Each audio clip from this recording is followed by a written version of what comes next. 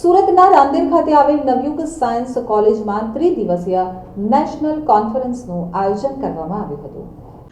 સુરતના રાંદેર ખાતે આવેલ નવયુગ સાયન્સ કોલેજમાં ત્રિદિવસીય નેશનલ કોન્ફરન્સનું આયોજન કરાયું હતું, જેમાં ટેકનોલોજી અને વિજ્ઞાનના સમન્વય સાથેની વિવિધ વૈજ્ઞાનિકો દ્વારા વાત કરવામાં આવી હતી। આ નેશનલ કોન્ફરન્સ નવયુગ સાયન્સ કોલેજના હોલમાં યોજાઈ હતી, જેમાં 150 કરતાં વધુ વિદ્યાર્થીઓએ ભાગ લીધો હતો।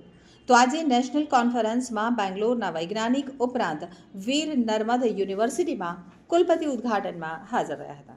આ કોન્ફરન્સમાં રિસર્ચની પ્રક્રિયા અને વિશ્વમાં ચાલી રહેલા સંશોધનની ચર્ચાઓ કરવામાં આવી હતી। આ નેશનલ કોન્ફરન્સમાં વિદેશથી વિદ્યાર્થીઓએ પણ ભાગ લીધો હતો। हाँ सर जी, अभी जो मोबाइल एप्लीकेशन वो जो भी है मेकिंग इंडिया, तो किस हिसाब से अपना देश में अभी आने जो नया जनरेशन है तो किस हिसाब से और किस हिसाब से रिसर्च चल रहा है। देखिए, भारत में लिक्विड क्रिस्टल रिसर्च कोई नई बात नहीं है, हम यहाँ वर्षों से कर रहे हैं। हमारे गुजरात के ही प्रोफेसर दवे रहे हैं जो कैम्ब्रिज से सीख के उन्होंने MS यूनिवर्सिटी बड़ौदा में काम शुरू किया था उस समय। उसके बाद प्रोफेसर चंद्रशेखर हैं जिन्होंने मैसूर यूनिवर्सिटी से लेके रामा रिसर्च इंस्टीट्यूट तक इस पे काम करने के जो शोध है उसके लिए उन्होंने बहुत रुचि दिखाई और आज तक बहुत अच्छे रिसर्च पेपर्स उसमें से आए हैं। आज के डेट में जो भी पूरे देश भर में नॉर्थ हो, साउथ हो, ईस्ट हो, वेस्ट हो, सेंट्रल हो, जितने भी रिसर्च ग्रुप बने हैं वो प्रेरणा स्रोत रहे हैं सबके लिए।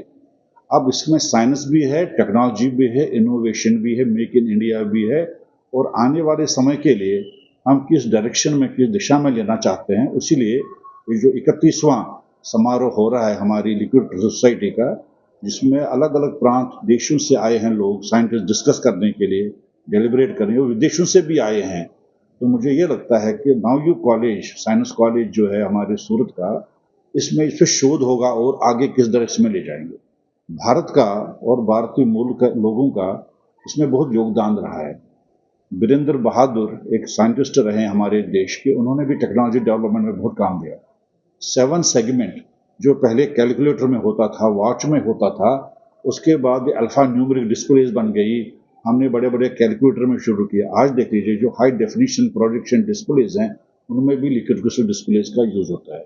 उसका कारण ये है बहुत कम पावर कंज्यूम करते हैं और साथ में ये है क्लैरिटी भी है। और जो आप CRT यूज़ करते हैं उससे आँखों पे काफ़ी प्रेशर पड़ता है रेडिएशन की वजह से, ये कोई रेडिएशन इमिट नहीं करता है, इसलिए लिक्विड क्रिस्टल 20 થી 22 ડિસેમ્બર દરમિયાન નવયુગ સાયન્સ કોલેજમાં લિક્વિડ ક્રિસ્ટલની નેશનલ કોન્ફરન્સનું આયોજન કરવામાં આવ્યું છે। એમાં દેશભરમાંથી senior scientist, national liquid crystal સોસાયટીના સિનિયર સાયન્ટિસ્ટો હાજર છે અને પોતાના સંશોધનની વિચારોની આપલેનું આદાન પ્રદાન કરશે, જેને કારણે મેક ઇન ઇન્ડિયા માટે આ લિક્વિડ ક્રિસ્ટલ જે ડિજિટલ ડિસ્પ્લેમાં है, મોબાઈલ હોય, ટીવી હોય કે ડિજિટલ ડિસ્પ્લે હોય, ફ્લેટ પેનલ હોય, ઘણી બધી એની એપ્લિકેશન્સ છે, એમાં એનો શું ઉપયોગ થઈ શકે એ બાબત પરનું એડવાન્સ રિસર્ચ કામ જે સાયન્ટિસ્ટે કર્યું હોય એનું ઓરલ પ્રેઝન્ટેશન અને પોસ્ટર પ્રેઝન્ટેશન આ 3 દિવસ દરમિયાન થનાર છે। અને ઇવન વિશ્વભરમાંથી પણ ફ્રાન્સ અને અમેરિકાથી પણ 2 સાયન્ટિસ્ટો આવ્યા છે। ડિટેલમાં અમારા સિનિયર પ્રોફેસર છે અને વાઇસ ચાન્સેલર તરીકે જેમની 5મી ટર્મ છે એવા પ્રોફેસર રૈના સર, મારા ગુરુજી ડૉક્ટર ઠાકર સર અને ખજાનચી પ્રોફેસર આલમગઢ જ્યારે અહીંયા હાજર છે। તો નવયુગ સાયન્સ કોલેજ માટે આ ગૌરવની વાત છે કે રાષ્ટ્રીય કોન્ફરન્સ 3 દિવસનું આયોજન કર્યું છે અને એ બદલ અમે ધન્યતા અનુભવીએ છીએ। પણ ડિટેલ રૈના સાહેબ